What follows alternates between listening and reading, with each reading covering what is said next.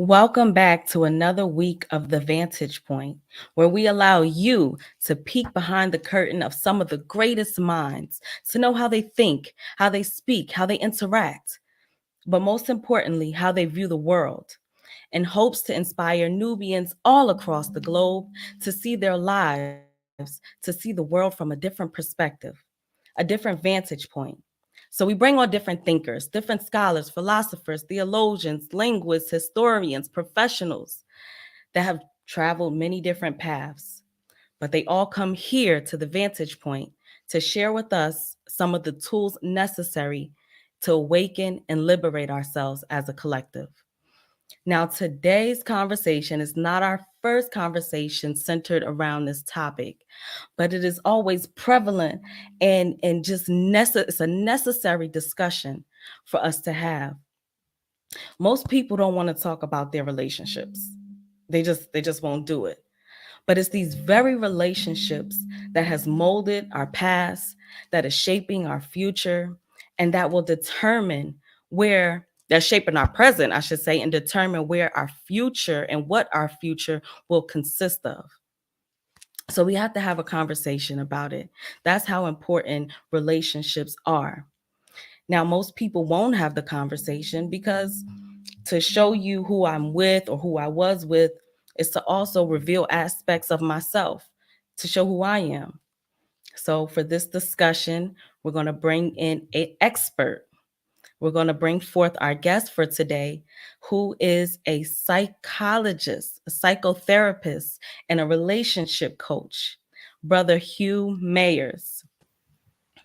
Welcome, Brother Hugh Mayers. Now, just a little background on Brother Hugh Mayers. He has had a background in the prison system, and he also did A some youth professional work background, my in the sister. community.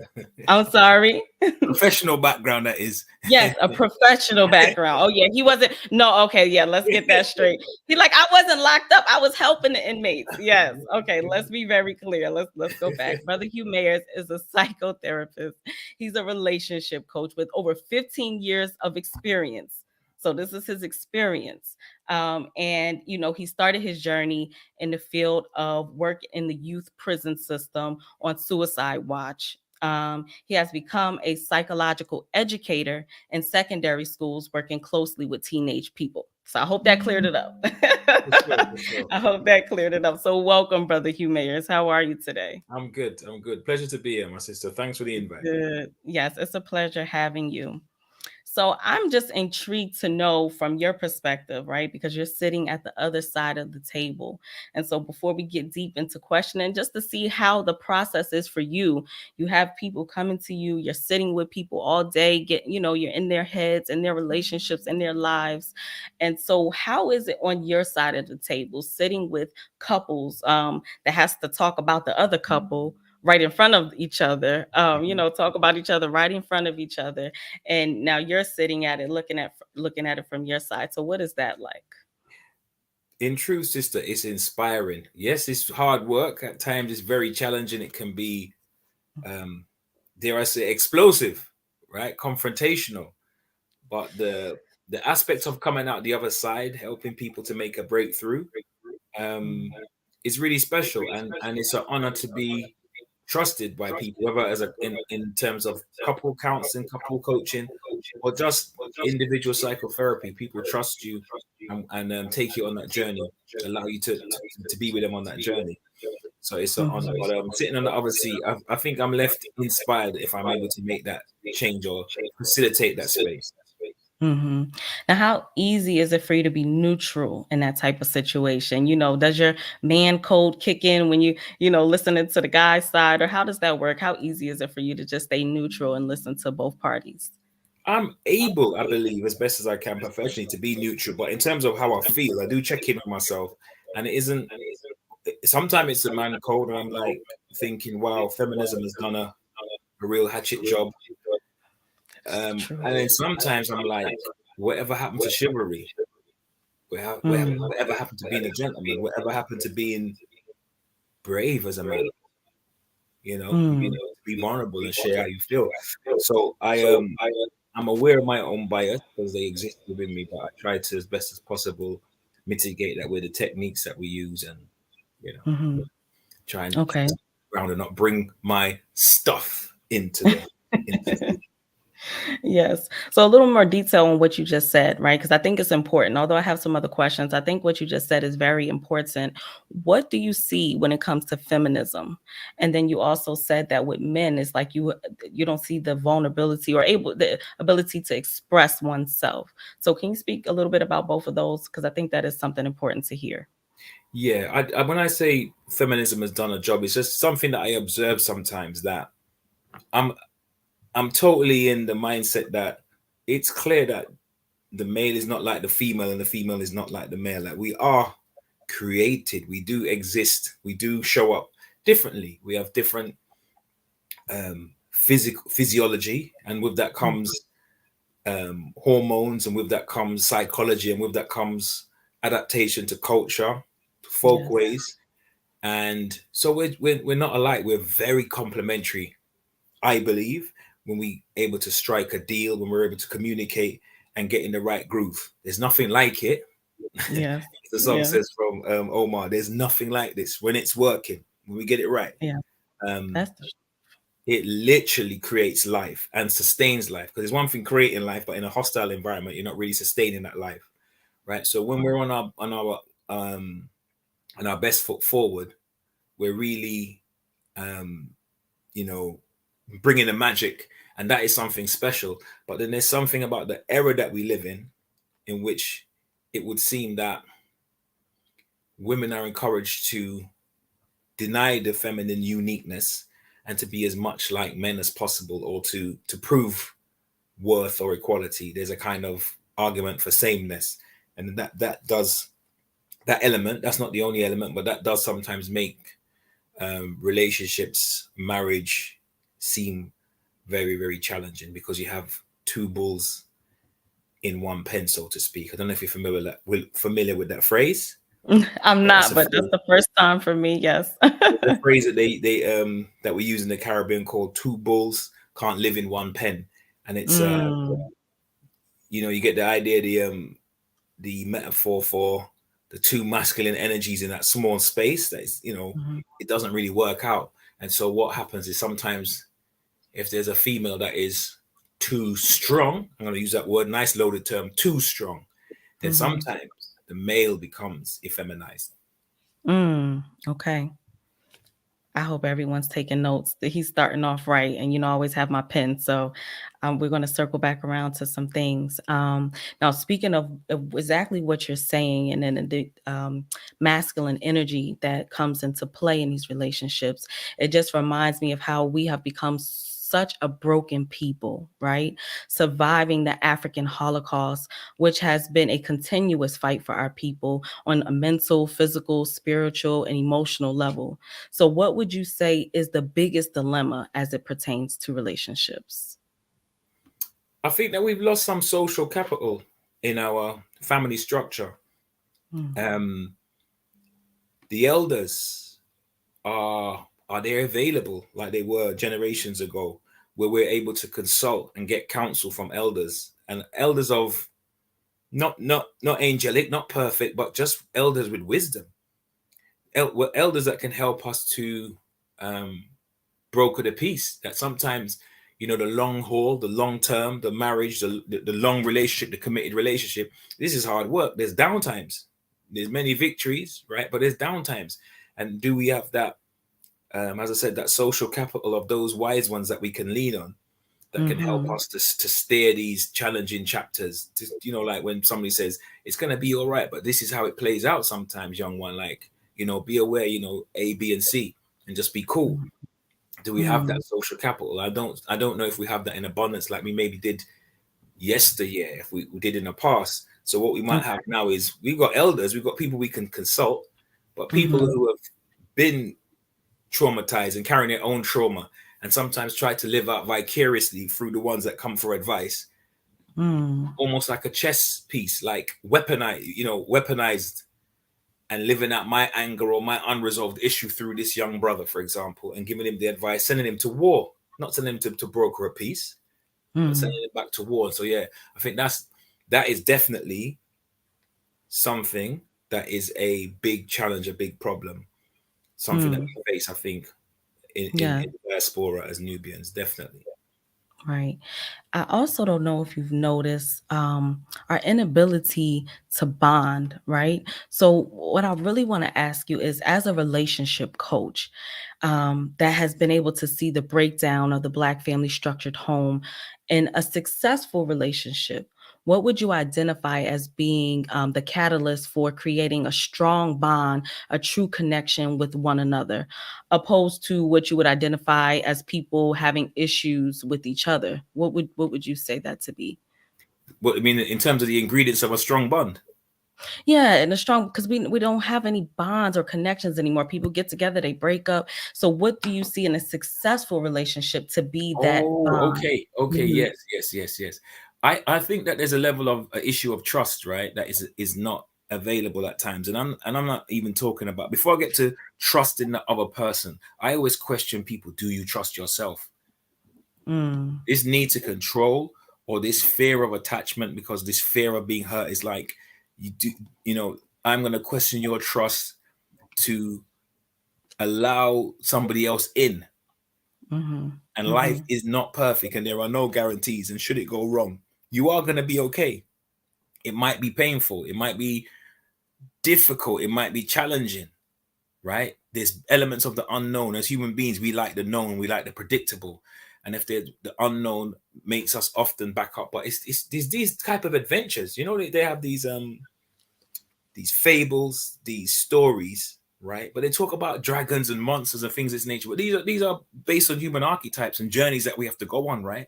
And soul mm, searching and our inner journeys. We really, it's put in a fable, but it's talking about what goes on. The monsters. There's no monster outside, but there's a monster inside our head, right? Those are our mm, fears, our mm, nightmares. And there's something about us being able to trust ourselves to be brave enough to be the hero in our own story, right? And mhm, embody the journey. But mhm, bit of a breakdown, right? And so people become experts at the superficial level of the relationship, the physical level. We go mm, in, we have the electricity, we have the cocaine, the bodily chemicals that replicate the high of a cocaine rush, right? We become addicted to that kind of, what's the word I'm looking for? Infatuation stage. mhm. And then when the level of commitment is supposed to kick in, as the rush comes down and we trust ourselves and we trust this person that we're getting to know, some people avoid that relational depth, break off, and then repeat the cycle. And they're caught in the same cycle: wash, spin, rinse, and repeat. Wash, spin, rinse, and repeat. Yeah. So Okay. you Now actually, this. let me put it this way. So you might have Mhm, people, I'm going to stay away from the certain language, loaded terminology that's kind of like used to weaponize, but people may have had partners, many partners, or a number of partners, but they haven't mhm. had depth because it's always been it's always been at that superficial level. They may Okay. lack that long term and that level of depth in the relationship. So although they've been around and may seem worldly on the outside, really they've got no experience in love in a true sense or in Mm, relationship in a true sense, at okay. relational depth. Mm, I don't know if I'm making okay. sense, my sis, but Yes, if you're you making a lot of sense. I'm just not trying to interrupt you. It's making a okay, lot of sense. I have a lot of questions. So, cool. just to be clear for the audience, because as I'm hearing you say, they got this rush and then they come down. And so how is this taking place from your perspective? Are we talking about hormones? Are we talking about the brain? Are we talking about, you said infatuation, that type of thing? Can you go into a little bit more detail on that? And then I want to go back into the fear. Yeah, there is research around neurological research around brain activity when people fall for somebody, and they say that Okay. the brain produces certain dopamines, certain hormones that mimic the rush of a cocaine high, and so that's why Mhm. when people fall in love, they are drunk in love is it's a real thing. They become intoxicated. You can become intoxicated by somebody. You can Mm, become intoxicated by that person, and okay. if the phone rings and it's them on the phone, your heart rate can change, your physiology can change, Yeah. Yeah. right? Yeah. Mm-hmm. Excitement, rush. This is like a high. Your the ability to think critically, is that hemisphere of the brain is shut down. It's only Mm-hmm. after the relationship, or they've come out of that phase, and in talking to a friend, in talking to an associate, and saying, "Hey, male or female, right? Man or woman. But what made you do that? Or you remember when you said X, Y, and Z? Or what was good then? What was that about?" It's like, hey, Mm-hmm. I had love. It's hands up. Yeah. It's surrender. I was in, I wasn't in my right That's mind. the state of mind. You know. And if you've been there, all you're gonna do is empathize, because you've been there. There's been times in your life when you've had that feeling and your brain just wasn't working, or your intellect, your critical thinking just wasn't working like it normally does. Mm. And that's no Okay. crime. That's part of our that's part of our humanity. Mm. Yes. So now, as this individual or these individuals come down off of this rush, now the dopamine level is lowered, and now we switch into fear, right? Is this fear accompanied by now a different hormone, a different hemisphere of the brain?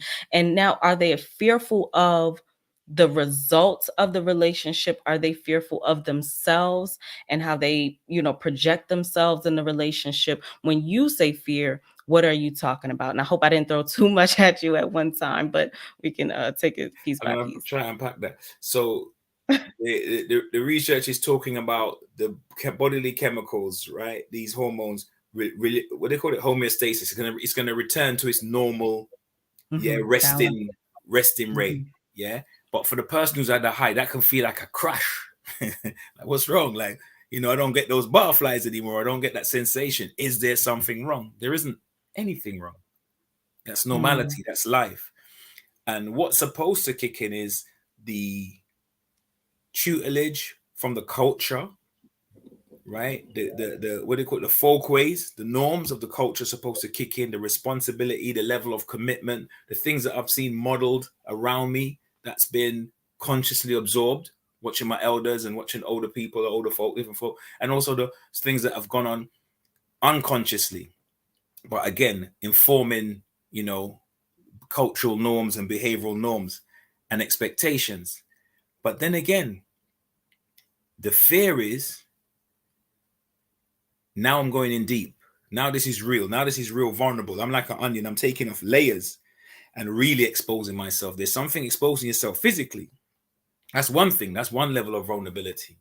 And in the society that we live in, if we go by the billboards and the media and the social media, the physical exposure is an easy one, because that's in our face, and we're socialized and, mhm, mhm. influenced that way.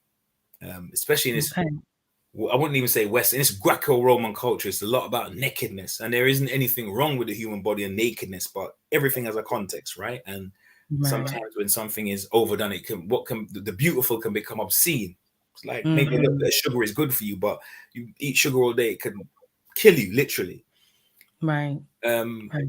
so we're used to the nakedness physically, but the Okay. emotional nakedness, the emotional vulnerability, that trust, it isn't so socialized into our culture. And in fact, Right. um, I would say Western culture, even as Nubians, we're influenced because of where we live geographically and where we live, how we're socialized, the forums we gain that information from, the ideas, the movies, the music, the literature, these memes that Mm, we see pop up on social media. We don't know who the hell half of them and where they were coming from, what's their grounding. mhm, But it's very individualistic. It's very much about, I don't need anyone. It's very much about toughness, mm, and on to the next, and to the next one. And, if mm. that, or to the Yeah. next, it's superficial, Yes. right? That's very So true.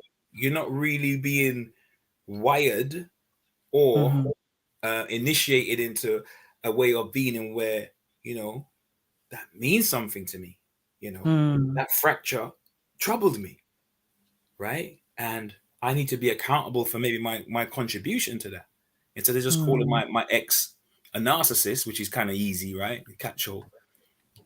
Nothing for me to grow from, right? Because everything that went wrong is explained in the label I'm going to give them. They were narcissistic, right? So what do I need to? Why do I need to introspect and see what I contributed to the situation? So with that lack of tutelage for depth, it's scary, you're unprepared. Again, talking about the dragon, now it's time to confront the dragon. People get shy, people get bashful.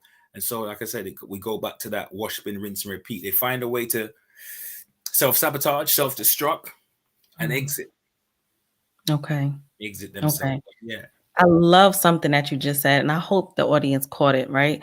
That we don't really exercise. We go out here, we're naked physically, very exposed and everything so over sexualized, but we don't exercise emotional nakedness, right? And that we don't acknowledge the traumas, etc., or even admit our part in it, right? So I think that's very, very important.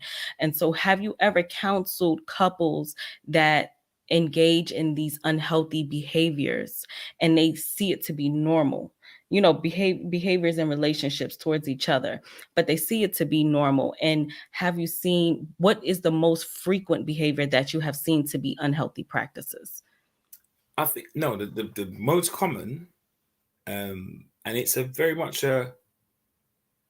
It might seem like a cliche, but in terms of the communication, not that people don't communicate, the most common theme that runs through, regardless of ethnicity, regardless of social class, regardless of religious background, the most common thing I see with couples is when people are communicating to represent their argument why they're right, but they're not really listening. So before we used to have this kind of stereotype, oh, people don't communicate or men don't talk, right? But it's not a matter of people not talking. It literally is a matter sometimes of people hearing and not listening. They're not really tuning into the pain, the hurt, the disappointment, the vulnerability behind what the other person is sharing. And sometimes because of that passion that people share when they're sexually intimate and the nature of the relationship, because of that, something happens in that, and where because of the passion and it become a kind of obscuring factor, people are more concerned about being right. I have a psychotherapist colleague. She uses this phrase: "Do you want to win the argument, or do you want to stay married? Do you want to be right, or do you want to stay married?" Because people sometimes lose sight of that. And they get caught in that cycle of, but no, it wasn't on the Tuesday. Remember, it was a Wednesday, and they get caught in the detail. Yeah, You right. said, I said, that I was the one that said, you borrowed me 20 pounds. No, and they're just concerned about winning and being right. When they get in that space, they're not really listening to hear, wow, I see, that's what it really meant to her. All I needed to do, forget overtime, forget money. It was because her love language is quality time. I've lost sight of that, and I was trying to buy stuff. But maybe she just wanted to see me around, or she just wanted to know, although I'm not there physically, I wish I could be, but I'm absorbed with this project. That phone call would have meant something, but actually, I was caught up in what I was doing. And just own it. Sometimes we get caught in, but I'm working hard and I'm doing this and I'm at home with the kid. Everybody's just trying to win. Okay. So what are then the components of a healthy relationship? There are several. That's like a $64 million question, but I want to have a book come out and it's going to be a bestseller. It's going to be called The Components. But definitely some of them, one fundamental aspect I would say is the respect. We're not really going to get off the ground without the respect, because it's going to cause resentment. It's going to cause feelings of malice. It's going to be a cause of conflict when there's disrespect. I think that it's really important that people have a code. How do you deal with conflict is key, because there's going to be disagreement. How you deal with conflict, you come back stronger. There's this Japanese vase that this culture of when a vase is broken and they use gold to repair it, and it's every fracture or every crack is joined back by gold, and it's almost as if from the fracture it comes back stronger. And it's a good metaphor for relationship, the ability in a relationship to rebuild. How do you come back from conflict, because it's inevitable? So I think that's the respect, how you deal with conflict, and I think the ability to be silly and not take each other too seriously. Okay. Because you have to be able to laugh with your best friend. Mm. You know, you have to be able to laugh with your best friend. But yeah, the thing, there's something about conflict as well, and I want to highlight this. This is when there are children in the marriage, in the relationship. This is really significant and really important that the couple maintain that bond, because the children are from that bond, right? Or if it's a step parent, but it's still a parent, step Mm-hmm. parent, but parent nonetheless. So a certain level of respect for for the for it to work as a system.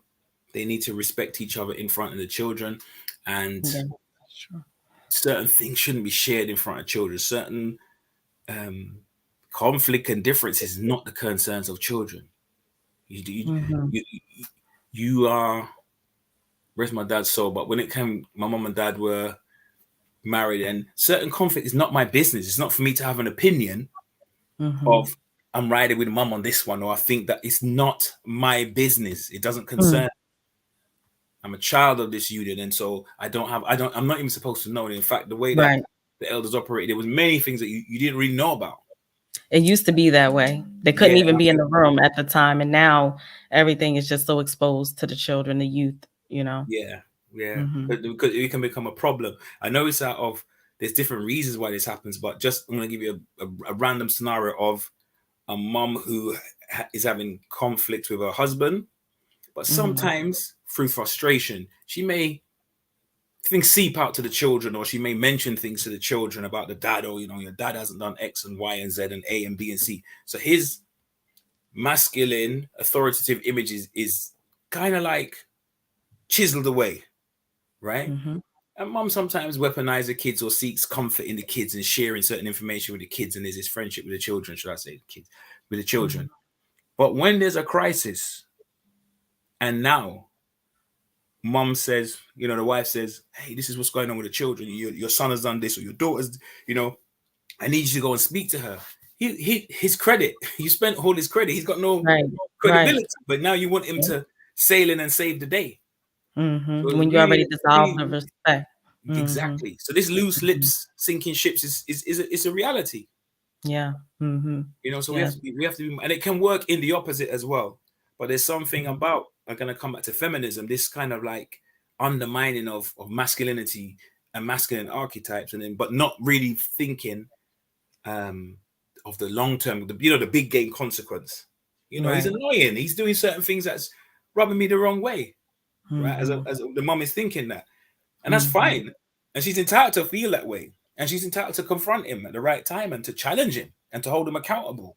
He's not beyond that. Mm-hmm. He's nobody's above being held accountable, and Mm-hmm. call him on his integrity. Say you're out of integrity. You said you was going to do A, B, and C, but I ain't Mm-hmm. really seeing this. So I'm gonna hold you accountable. I'm not gonna chew you out, but I'm gonna challenge you and be your better half to inspire you Right. to be the better version of yourself, right? And Right. Push we you have towards your difficult greatness. conversations, yeah. But there's a Mm-hmm. way of doing that and not allowing your frustration to get the better of you, or it can come back. It can come back Mm-hmm. in a different way in the whole family dynamic. So that's something that happens sometimes. So Yeah. yeah. So I answered Okay. your question in a bit of a long way, but I hope I addressed some No, of the you components. answered it. You answered it. And so then to develop that a little bit, these components that you gave, because you said respect, laugh, don't argue in front of the children, different things like that. Now, are these the components that bond or bind the couple together, or are these just the things to help maintain the relationship? Is there a difference between what glues you and what helps you maintain that structure and that, composition and that cohesiveness? Oh, okay. No, Mhm. I mean, those what I mentioned, I think those are somewhat interchangeable. But if you're talking about the things that bind, Mhm. um, then I would have to add the intimacy as super important. I might have to put it at the top of the pyramid, and Mhm. yeah, I would put that at the top of the pyramid. That needs to be Okay. addressed and not taken lightly, because Mhm. it means different. It can mean different things to different people, but then you need to be on the same page. You need to be able to meet each other's um needs, and that doesn't, when I was saying intimacy, I mean intimacy in the wider sense of sexual intimacy, absolutely, that Mhm. erotic journey and fantasy, Mhm. physicality, yes, that part, but also the spiritual element of intimacy and the psychological, that connection and that thing which is, it may be non-physical but it's sexy. the way the wife Mhm. speaks to the husband or uses her voice in a certain tone, or the man speaks to his missus, right, his wife, and they Mhm. may not be physical. He might be halfway across the country, but there's something about Mhm. that late night call or that message or that emoji that it sends that charge. It you know, Mhm. that Right. that Right. needs to that can't be underestimated. Hmm. Sorry, it shouldn't be underestimated. It cannot be overestimated. It's very, very important. That really gives synchronicity to the Okay. relationship, real synchronicity. Now, in addition to that, right? Because you're saying that's what really brings you together and to keep you two stimulated and great. Now, what about sex being weaponized? Because you've sat down with many couples, right? I don't Hmm. know how it is there. I know in the US and many different places. I just want from your perspective on the people that you've coached. Have you seen that it has sex been weaponized a lot from the female's perspective, withholding and proving a point, and I really don't want to do that. How has sex been weaponized from your perspective? Yes, that's a classic. Sometimes females go into their shell, Mm. and it's almost as if you're a good boy. So unfortunate, but yeah, if you're a good boy, then I may peel off a little piece, like almost like a level of duty, like a favor. And Okay. that's when it's really sad, because um both men and women have, erotic desires, right? And so I don't know if it's something cultural. I don't know if it's something to do with having children. There might be different aspects or different different factors which create that. But yeah, sometimes sex can be weaponized. But unlike a stereotype, it can be the other way around, and it can leave women feeling undesired. I think men who are starved for sex from their wives, and they want to be um, monogamous, they can feel punished, they can feel rejected, they can feel belittled. But likewise, on the converse, women, um, if they're not desired by the man in their life, and feel he wants them, and meaning wants them sexually, and likewise isn't they aren't pursued, um it can sometimes, that can actually mess with a woman's self-esteem. And then you've got all the other things, because there's more pressure on women in terms of the um physical aspects, and having children and body changing and body weight, and then all of the billboards and imagery is 90% what the woman looks like. Men can be valued for their competency, men can be sexy Mm. if they look like Quasimodo, but they have bars or something like that. They know how to speak to a woman, or they're chivalrous, or there's other things they bring to or a wallet, or whatever the case may be, status. There's other Mm. things that a man can muster up to make himself sexually appealing to women, outside of just being having a six pack and being having a good height and a jawbone. Whereas a Okay. woman is really more kind of locked into her physical. Is she Physical. voluptuous, or is she this type of figure, or does she look this type of way? So, if the Hmm. man doesn't desire her and pursue her, or make her feel that way, Mm-hmm. right? Mm-hmm. It can affect her self. It can actually affect her self-esteem. You know. Okay. Okay. Now I want to flip the coin, right? And we're going to go to the whole other side of everything. So, what role would you say that religion plays in relationships from what you observed, right? Because a lot of times I think this preconceived notion that, because of my faith, that we don't deal with these type of problems. So I want to know, that, we say, hey, no, not that brother, not that sister, that's impossible. No, this is a Muslima, this is a Christian, a man of faith, a woman of purpose, etc. Right? So with all of these titles that we get, what role does religion play in the relationships? Do you see a difference in faith-based couples or marriages? Yeah, I do. I would say so. I would say so.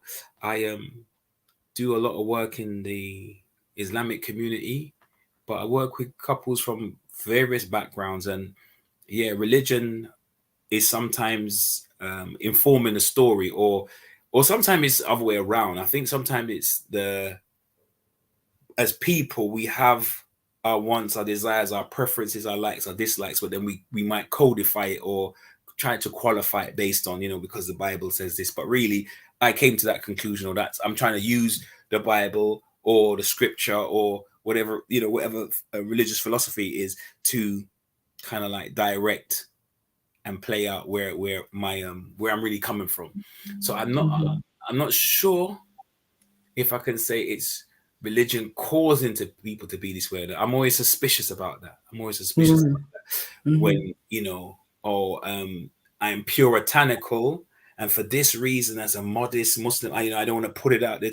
Whereas I'm like, is that you having that sexually repressed aspect to yourself, but then you're utilizing a scripture or an injunction to really cover what's really coming from you? To shield it. Yeah. Yes. Okay. So I think Thank there is that going on. I do research sometimes and looking into other communities, for example. I know that the Jewish community in the UK, for example, with different people from different faith backgrounds, divorce, relationship fracture, challenges, even the most orthodox of orthodox Muslim aspects of the Muslim community, Christians are like, the divorce rate in this country is really hitting different pockets of society, working class people, black people, white people, right, Asian people. However, the Orthodox Jewish community, they really kind of an anomaly. They're holding the fort in that respect, and holding families intact. And so that's always made me a bit curious to find out a bit more about some of the institutions or structural ideas that they have. That's kind of like, what's going on. It makes and you how it interested to find out more. And they're not exactly how they carried people out that in put that their community. business on Broad Street, right? Publishing articles and putting stuff out there in the psychological research papers for you to just know what's going on. So I'm always interested in that. How are they doing that in this perilous time? How are they managing that? What's going on? Right. Yes, that's true. Very interesting. We got to do comparative studies. And so then I want to follow that same train of thought, if that's okay. And because there's an old adage that love is blind, right? So in your professional career or personal, what have you seen when it comes to what they would call blended families? Is there a difference when you counsel or when you speak to those type of couples that come from two different cultural backgrounds? When you say cultures, could you elaborate, Queen? Well, you may have an African, and then you may have a Caucasian. You may have someone who, I'm asking people of different. Yes, you got me. Okay, yeah. Oh, I'm with you. Yeah. Different races. How in the does UK race? we got in the UK we have a lot of that. We have a lot. Yeah. I think it's, from what I've observed, it's a reality that there is an aspect of, it's like how can I put it? There's like a continuum, and I think from what people I've interacted with, people I've heard, heard their story, people I've just know in a friendship circle or colleagues or whatever the case may be, my take is that you will have people in mixed relationships, for example, particularly when it comes to black and white, and particularly when it comes to black men and white women, and there's a level of genuineness and richness to their relationship, and it really is people meeting at a human level, but they just, she just happens to be a white woman, but she just likes this guy, and he just happens to be a black guy and he fancies this, he's just attracted to this woman, right? And he just likes her as a person, he's attracted to her, so on and so forth. There's that end of the scale, but at the other extreme there is fetishization and objectification and the black and the whiteness of it all, and the colonial past and the transatlantic slave trade and all the stereotypes. It's all alive and all part of that dynamic as well. And so sometimes I hear people say, I don't see color, color doesn't matter, and I'm like, sometimes it really does. It really does. Sometimes it really does, and there's a lot more going on related to color and that sexual fantasies related, where color is a part of that makeup. But then some people might say, oh, it's insincere and it's all about color, and I'm like, I'm not so sure, because I've seen where I can, my impression, my spiritual perception tells me there's a lot more going on than, Mhm. it's just some kind of physical fetish sort of Mhm. fantasies of snow and chocolate. You know what I mean? Mhm. Mhm. There's a lot more going on. Okay. So that leads me then to this, and you can kind of develop on it a little more if you don't mind. And I know you're new to the Vantage Point. I don't know if you've seen, but we like to ask the truth card question, or what people like to call the wild card. It's nothing crazy, but we're a truth-based podcast that we feel like it's very important to bring pertinent information to our people. And so with the question about different races or interracial marriages, etc., um, how coming from a place of slavery, right, to Mhm. where we are now, all the things that has happened, all the things that is still happening, what is going on psychologically that allows a person of color to see it as being okay, to see it as being, this loving relationship with what can be considered to be the oppressor, because we got the image of the oppressor in our mind from, just through lines and lines of genealogy, right? And Mhm. then we also have what is still happening today, because we distance it as if it was something of the past, but it's still occurring today. People getting shot every day, people, just a massacre, right? So with all of this that is happening, what is going on psychologically to make it acceptable for a person of color to engage in that type of relationship?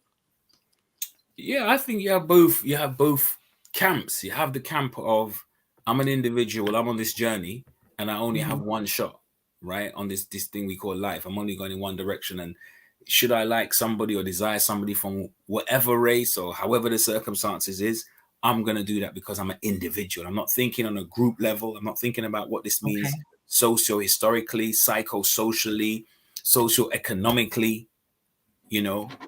I've got no allegiance other than to my happiness. Hmm. Yeah, you have those people.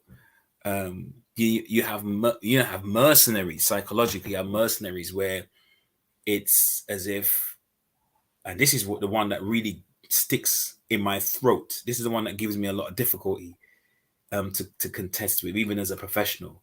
You have some brilliant black brothers, and when I say brilliant, I mean in the sense they're gifted in a particular way, intellectually, business acumen, or they have a particular craft, whether it's a sport or an art form. They can sing, they can dance, whatever it is, they can act. Um, and they've maybe consciously or unconsciously, but it seems, I've used the word mercenary, that to Mhm. navigate this white dominated space and in these institutions, if I have somebody from the dominant culture on my arm as a man, it allows me to go to the next level.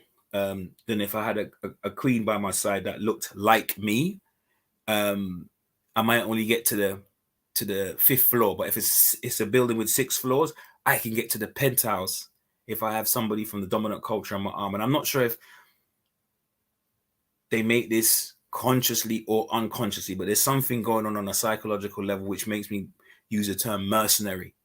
And the reason why I find that difficult to contest with is because it's as if we have a brain drain, for want of a better term, where we there is this person from the black community, say for example, I'm going to use UK as an example. The black community is Mhm. very small, right, in terms of the general population. So we've got this Mhm. guy who's brilliant, we've got this brother who's brilliant, who's succeeding, and then he doesn't meet a queen on his frequency where they can Mhm. have a family, live in that type of area, educate their children at level, and then they'll meet their peers, another black family, and say, "Hey, but my Mhm. daughter is, oh, and your son's doing," and be able to Mhm. create this. What they do is they take their brilliance and just leak it out to the dominant culture. And so I always, for Mhm. Mhm. my fallibility, always find that difficult to Okay. contest with. Yeah, I always find that difficult Mhm. to contest with. And then Yes. there's some people that just have old-fashioned self-loathing.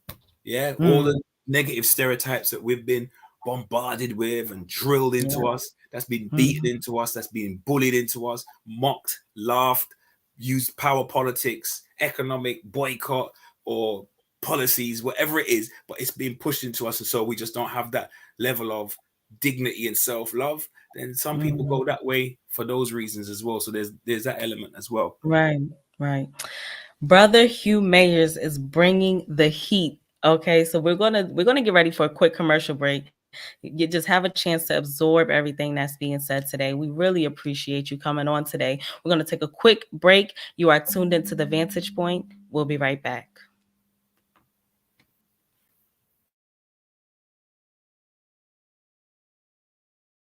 In my observation, black people are dope. Despite stolen lands and stolen bodies and stolen culture, despite laws and psychology and science skewed and used with white supremacy in order to justify the inhumane treatment, black people have mastered survival. Surviving and living and loving and worshiping and being so damn beautiful. In order to maintain survival, black people have integrated trauma responses into the culture. So much so that we hand it down from generation to generation under the guise of values and tradition.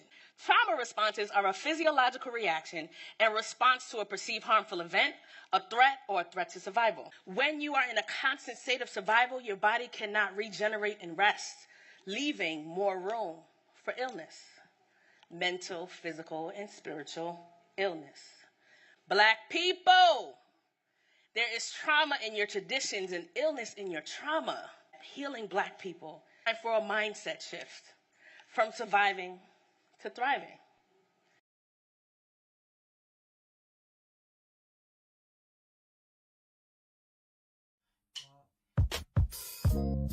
Royal Breakthrough Hair and Beauty is presenting our natural hair care line, which will provide your hair with all the nutrients needed for stronger and healthier hair. With natural ingredients such as avocado oil, jojoba oil, nettle oil, and many more included in our products, your hair is sure to flourish and grow to its full potential. Purchase your Royal Breakthrough hair care products today at www.royalbreakthrough.com and enjoy the full Royal Breakthrough experience.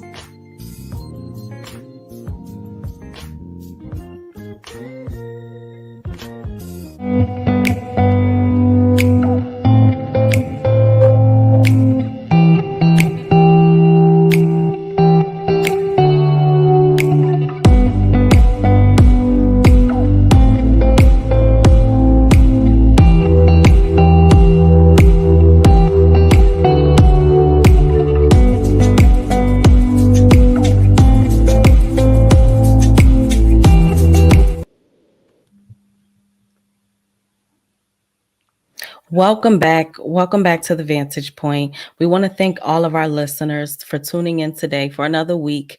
We want to continue to bring to you some of the best minds.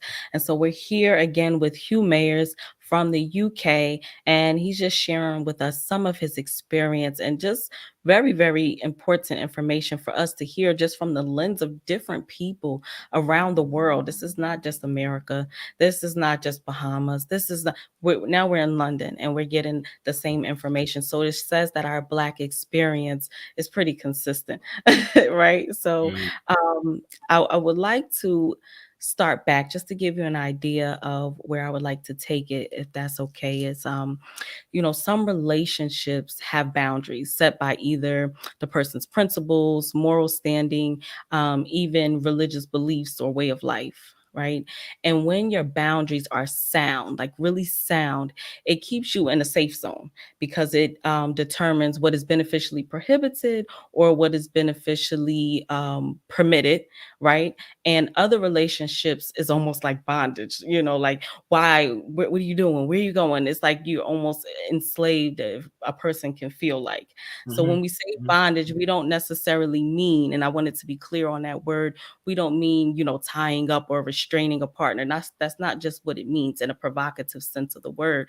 But, a person feeling like they're just enslaved to the other person, like they own them or want to control their every move. And it can feel very possessive. It can be very possessive. And the more one feels like a possession and less like a person, there comes conflict. So, coming from your perspective as an expert, a relationship coach, psychotherapist, who has experienced this with couples or had these kind of conversations, you know, and you spoke earlier about healthy relationships. Should a healthy relationship have boundaries? And if so, what should these boundaries be? I hope that makes sense. Yeah, I think I understand where you're coming from. Like the things that couples navigate and discuss and set down.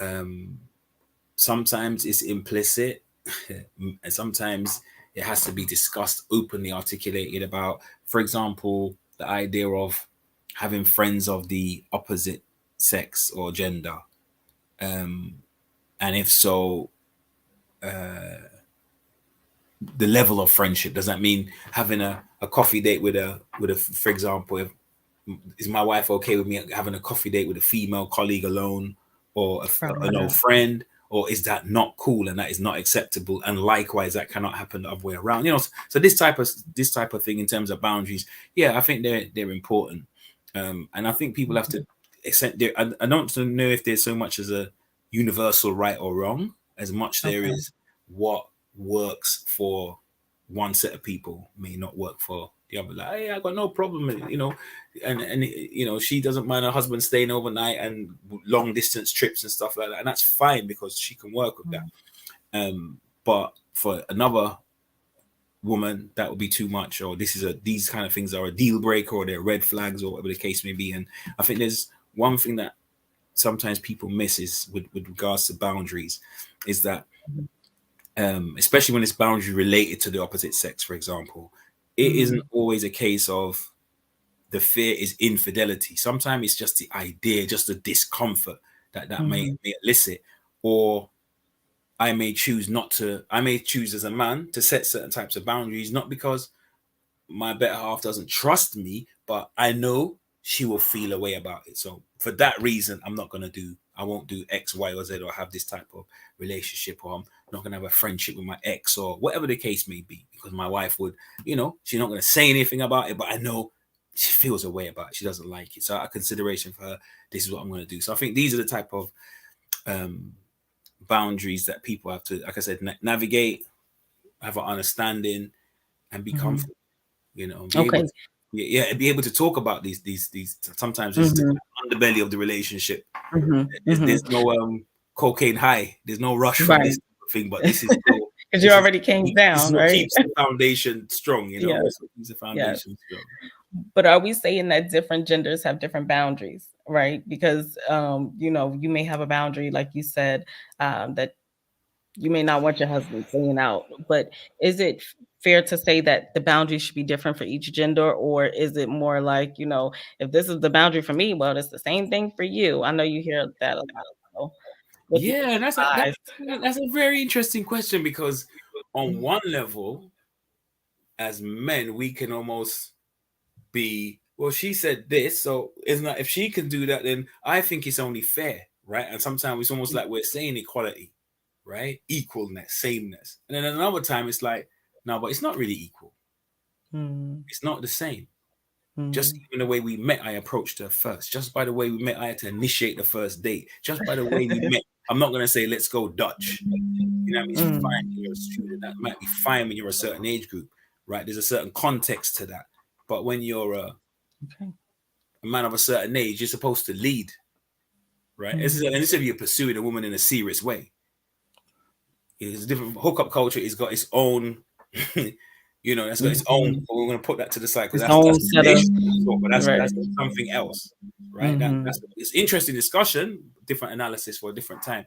But in terms of the commitment, the dedication, the level of exclusivity, if it's a monogamous relationship, or if he's in polygamous, but it's still a level of commitment and transparency and dedication, right? So there's still boundaries. Yeah, so that's an interesting one. So a man has 2 wives or 3 wives. Does it mean he could just talk to any woman? Is it a free for all, or is it still, no, I'm committed to these 2 women, and if I want to pursue a 4th wife, I would best serve to have a conversation with my wives, for example, individually, about the implication of this, how you feel about this. Is this a good time? Does it work for us economically? How do you know? There's still So even though the sexes are not the same and it's not the mirroring rules, but there should be understanding. Yeah, there has to be. Okay. There has to be. Okay. I think in a Bond movie, there must be. I can't remember the movie, but there must be order.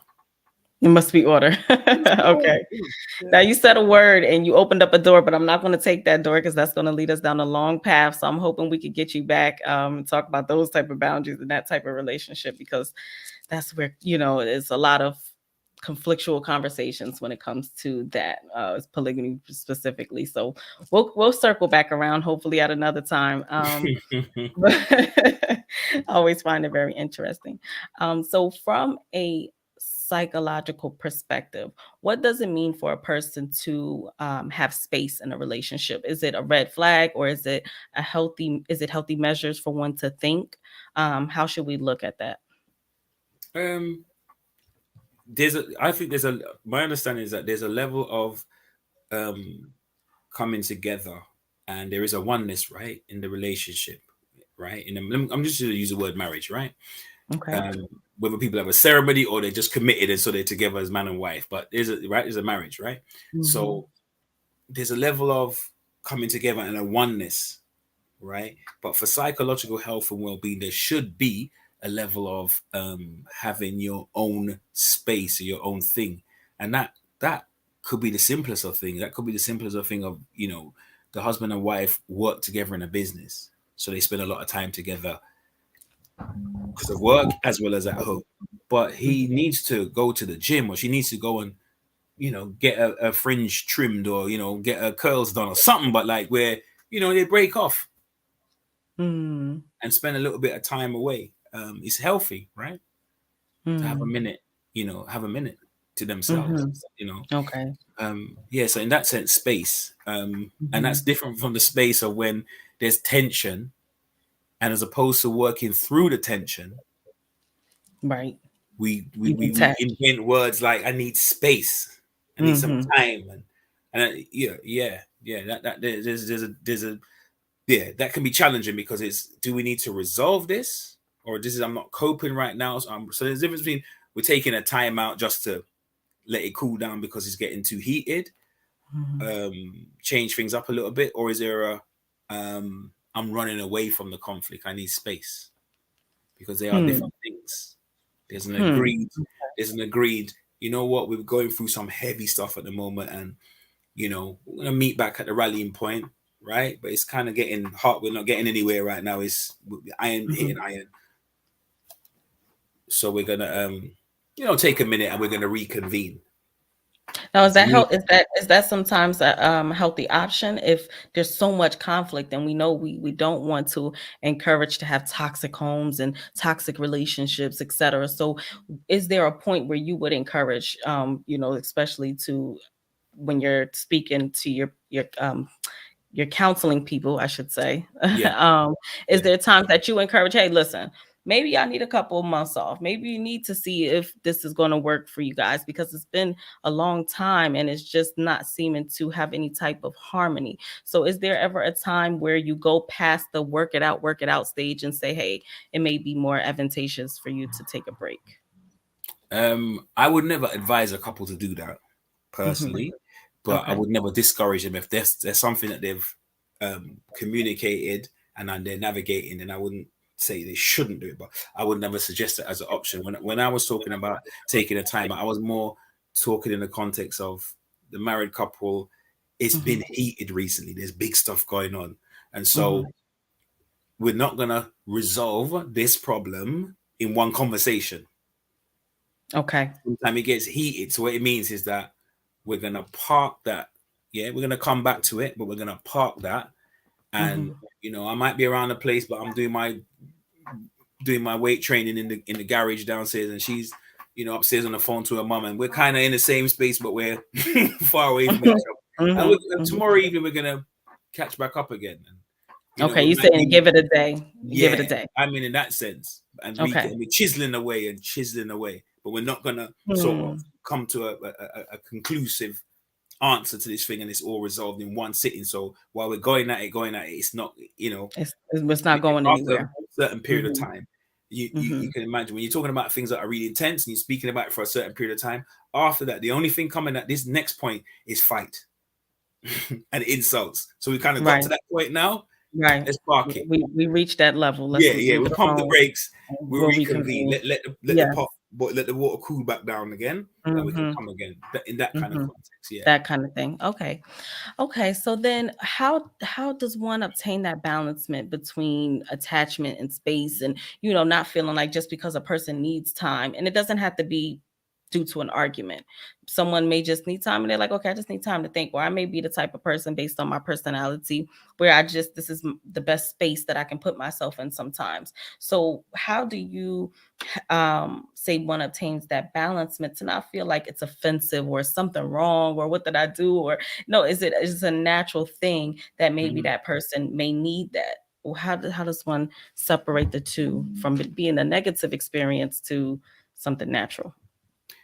I think knowing the partner, knowing the other half is important, and how one communicates, how one expresses that need for some time is key, because it can be that your partner could have attachment issues, and you with the best will in the world, because if you haven't taken care, you can set their vulnerabilities right off. This might go back to the time when they was a child and their dad left when they was 4 years old, and ever since then they find it difficult to bond with people and pair bond and relationships, because their consistent theme is this significant man leaving them and the pain that they reassociate. So if imagine that as a man, that's your wife's story. You need some time. You're entitled to have some time, but you need some time. Yes, you're entitled to that time if it's for your own mental, psychological well-being. But how you communicate what you need to her, you need to reassure her and leave her in a place where, although it's not her favorite, right? It's not her favorite idea, but she appreciates where you're coming from, and she feels whole, and she has to sit with this discomfort, but she can manage that because she doesn't. She knows you're not abandoning her, but she just doesn't like that. That's different from when she's, you terrified her basically, right? Because it's almost like you're moving in a certain way, like, oh, this is what happened. This reminds me. This is triggering. This is hitting that. You have to take. We have to take care of each other. Like we need to take care of our own mental health and well-being. But one of the vital things that we need to do in marriage, in relationships, is to help to take care of our other halves' well-being. It's supposed to grieve us for that person to feel away, and it was caused by. I feel like it was caused by something I said or I did. It's not a small deal. It's a big deal. Right. People have feelings. We're human beings, and to the best of us, to the head of state, to the person who sits at the man or woman that sits as the managing director of a blue chip company, right? Or the head of a country, or the king. What's his name? King Charles III in England just got sworn in, right? All these titles we wear, but we're just people, isn't it? Really, right? We're just people, so we're vulnerable. Human beings are sensitive. This thing we call the human being is very, very sensitive. So if you have somebody in your life that you appreciate and you desire things from them, we have to be mindful. We have to be mindful how we treat that person emotionally. Okay. Now, you've actually worked professionally. I'm making sure I'm clear in the prison system. I tell people I spent 9 years. I spent 9 years in the prison, but in a professional capacity. I always emphasize that. Yes, in a professional capacity. So, you were with inmates that really didn't have much contact with the outer world, no real, stimulus to the brain and emotional connection to the world, etc. So coming from this environment, right, when they are released into the real world, coming out of this environment, what have you found to be the problem or the effect on the individual's ability to connect with women, or to connect in a relationship, or to create that bond? We've been speaking about bondage, all of these different things, boundaries. And so a person coming from that environment, what have you found to be, the problem or the obstacle for that type of person? Yeah, there is. It's funny you should say that. There's a kind of what's this thing called, like a forensic psychology, you know, like when a crime is done and how you map out the type of the crime scene. You can map out the type of person that would have committed this crime, if they live alone, if they were a person of a certain height, possible ethnicity. There's all these different traits. And working in that environment for a long period of time, 9 years, I was able to, in my own way, as a trainee back then, an intern, as a counselor, before I even studied psychotherapy, like start to develop these personality profiles, or these type of getting this deeper understanding of how the mindset of certain of the young men in that environment would work. And there's lots of stories and themes and attachment. One of the things I noticed, there's a certain level of, let's say, criminal confidence. Certain types of brothers that were caught up in certain criminal activities, like, you know, this person's a crack dealer, you know, okay, they had a ability to be assertive. They could be violent. They could be very meticulous. Oh, this person was a fraudster. You know, like there's certain kind of like mindsets will come, and within that, there's a certain criminal confidence.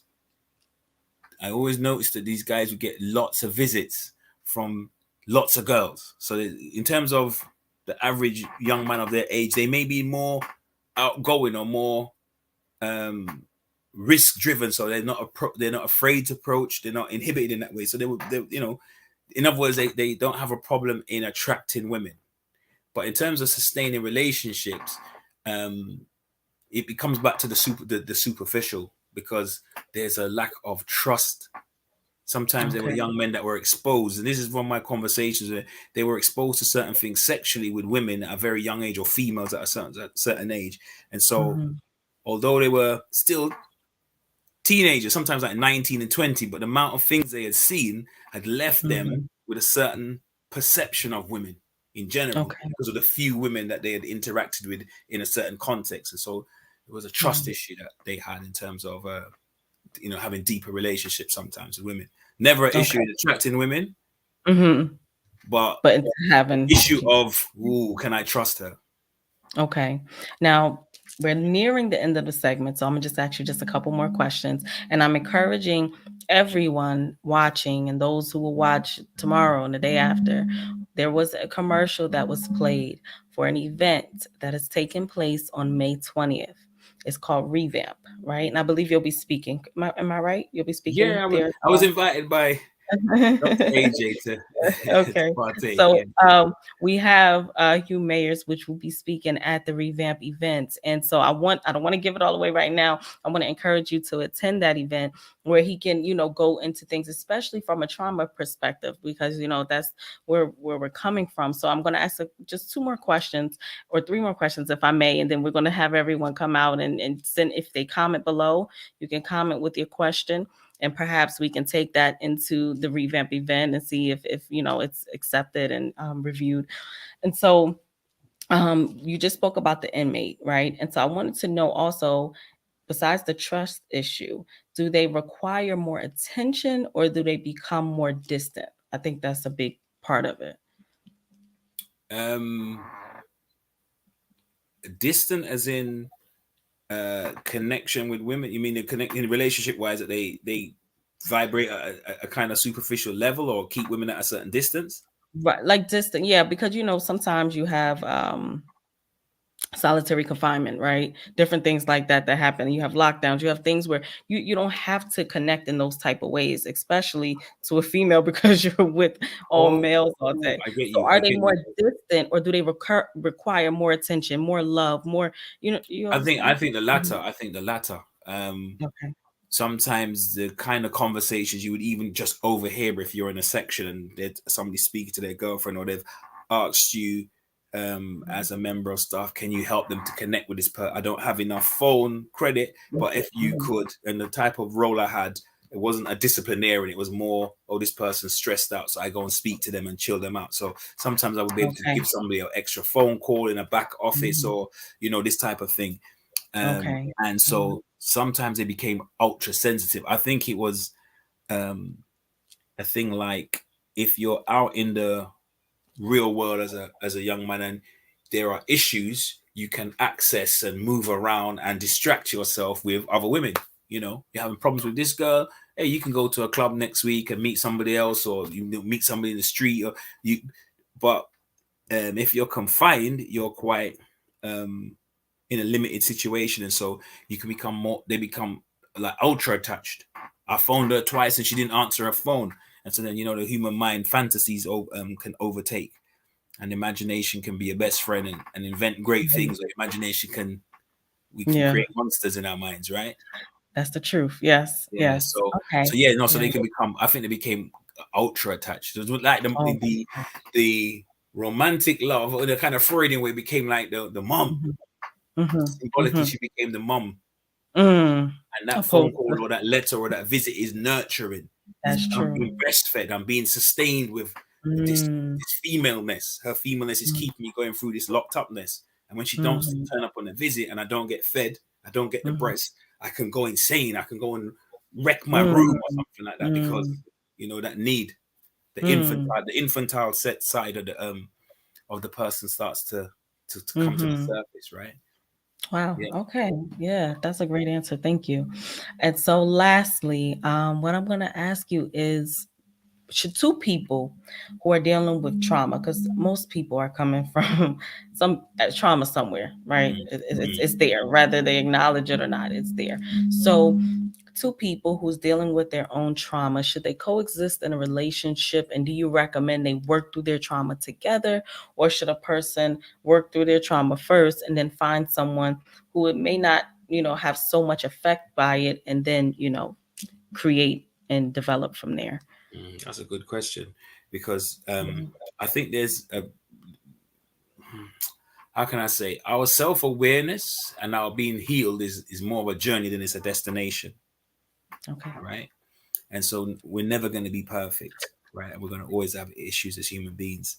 And I think we can be relationship fit, right? But still be working on stuff, so it's not that intense, right? And so the wife can have her own traumas or her own issues that she's working through, or that she's aware of and that she's manages. And likewise, the husband and the man can be in the same situation, and they can be together in a relationship, no problem.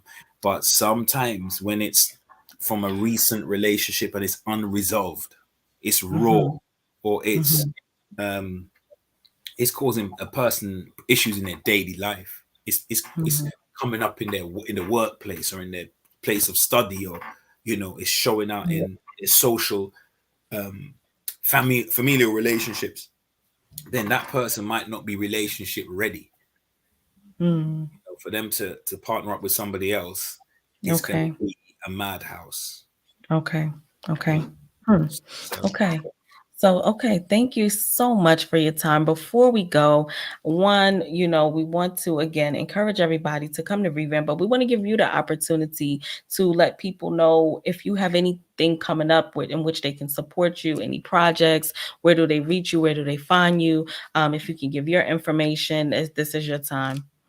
yeah, at the moment I'm writing a book, and I am also working on a men's space, but to be announced. But just to check out, if anybody wants to hear more what I conversate about, then they can go on YouTube and they can get me on Hugh Mayers TV. If they put Hugh Mayers or Emotional Insight in the search Mhm. engine, they should find some conversations with myself and some of my guests, or where I've appeared Okay. as a guest as well.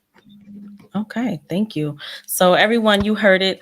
Go to YouTube, type in Hugh Mayers or Emotional Insight, and you should be able to find his space where he has these men talks. Women are not allowed. Stay back. Let them talk. Let them do their thing. And Oh definitely no, I look. have female guests. We have the High Caliber Man. I have something called the High Caliber Man podcast, and the Queens join me Okay. sometimes. The Queens join me seriously. Okay. Okay. Good. Okay. We're welcome. We're welcome. So Definitely, definitely definitely. look out for his upcoming book. We want to thank you so much for your time. Thank you everyone for tuning in another week. We hope to see you next week, next Friday, which is the day before Revamp. You will see promos going out with who our next guest will be. Stay tuned. Thanks again for tuning to the Vantage Point, and we'll see you next week.